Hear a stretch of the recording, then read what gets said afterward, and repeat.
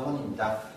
분쟁 관련 사례 중에서 계약서상 특약사항에 기재한 내용이 얼마나 중요한 것과 얼마나 중요한 것인지, 그리고 허위 과장 광고에 대해서 몇 개 있는 사례를 가지고 간단하게 분쟁 사례를 하나 소개하고자 합니다. 제가 얼마 전에 강의한 내용이 있죠.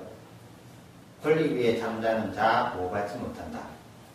가맹 계약서가 약관의 형식을 띠고 있다고 했습니다. 약관은 뭐냐고 하면 일반적으로 계약 내용을 작성한 걸 주면 보고 사인하는 보험 계약서 그렇게 하죠, 그죠? 가맹 계약도 가맹본사가 계약서를 제공하고 가맹점 사업자는 기재하는 약관 형식을 가진 게 그 가맹 계약서입니다. 잘 보시면 거의 마지막 거에 전에 말씀드렸을 때는 56자라고 하는 그 기억이 나거든요. 이게 특약사항이라고 있습니다. 특약사항의 내용을 기재하게 되면 특약사항에 기재된 내용이 일반적으로 활자화된 계약보다는 우선시 된다. 따라서 이 특약사항에 될 수 있으면 내가 주장하는 바를 기재하라라고 말씀을 드렸죠. 자, 이와 관련한 분쟁사항입니다. 읽어보면 신청인이 있습니다. 빵집 관련해서 가맹본사가 있었고, 이 본사입니다. 본사가 갑의 입장이니까요. 어디? 가맹점 사업자입니다. 계약을 합의에 있어서 2009년 12월에 계약을 했습니다. 2009년 12월에 어떤 계약기간을 가지고 계약을 했겠죠. 그런데 특약사항이 이런 내용을 기재를 했습니다. 신청인이 그때 이렇게 어떻게 했냐면 피신청인이 직영점과 특정 가맹점의 일평균 매출액이 100만원과 70만원이니까 여기에 관련된 비용이 창출될 거고, 계약서 특약사항에 가맹점에 입점한 건물 6층의 매장과 더불어 1층 매대의 운영을 보장하겠다. 6층과 1층 매대를 보장하겠다라는 내용을 이 특약사항에 계약을 할 때 명기를 한 겁니다. 그죠? 그런데 영업 개시 후 4개월이 지난 상태에서 보니까 이 매대 사항도 매장 6층 매장과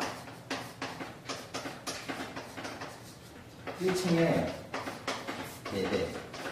매대를 4개월이 지난 상태에서 보니까 이거를 이행하지 않더라, 이겁니다. 인정을 하지 않더라. 따라서 의뢰 입장에서 이제 분쟁을 신청을 한 거죠. 뭐라고 신청했냐고 하면 이러한 특약사항도 기재했지만 허위 정보를 제공해서 내가 속아서 계약을 했다라고 주장을 한 겁니다.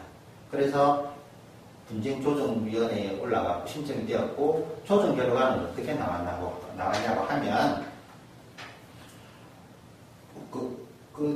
갑이 제시했던 내용, 즉 100만원과 70만원이라는 내용이 기재된 영업 제안서의 내용과 달리 훨씬 미치지 못하는 금액이 확인도 되고, 그리고 이러한 내용은 허위 과장된 정보를 제공한 것이다 라고 인정을 했습니다.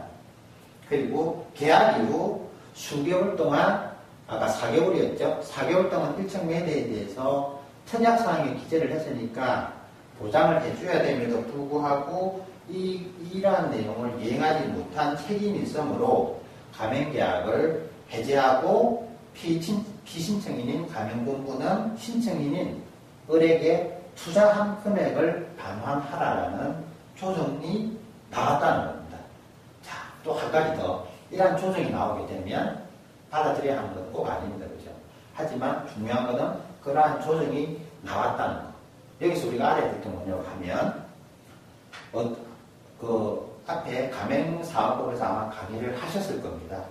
어떠한 금액, 보장받는 매출액의 보장은 어떻게 반드시 서류로 받아주셔야 됩니다.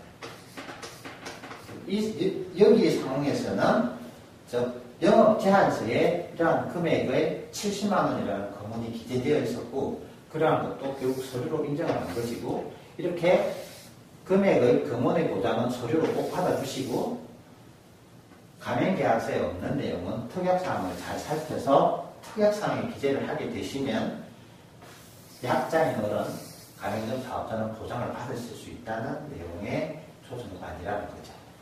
자, 오늘은 가맹계약서 상에 특약사항의 기재가 중요하다는 그 내용과 얼마의 매출액의 보장은 반드시 서류를 통해서 받아주셔라 하는 중요한 내용의 조정을 한번 봤습니다.